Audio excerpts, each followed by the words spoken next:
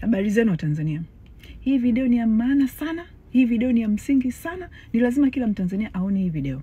Hii video lazima itrend. Lazima mtumiane kila sehemu. Sasa ni hivi. For the last week or two tumekuwa tukiona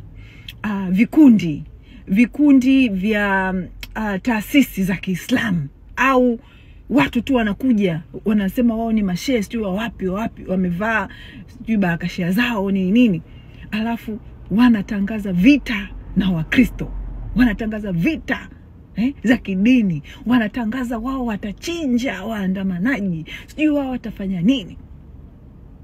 Wanafanya press conference kabisa na vyombo vya habari na wanaongea maneno haya. Cha kwanza kabisa, inabidi wa Tanzania hii situation tutumie akili za mwisho. Yani tutumie akili zetu zote alizotupa Mungu. Tutumie akili zetu zote alizotupa Mungu. Cha kwanza, inabidi wa Tanzania mjiulize, kwa nini serikali inaruhusu? Kwa nini jeshi la polisi linaruhusu watu kuja kuongea maneno ya hatari hivi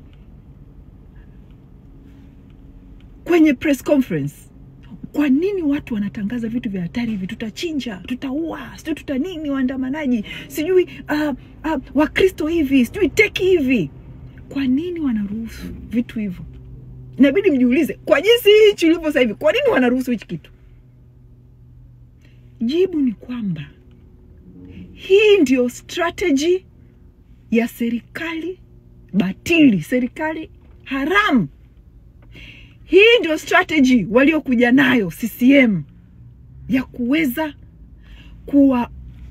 ya kuweza kupunguza upinzani wa wananchi kwao.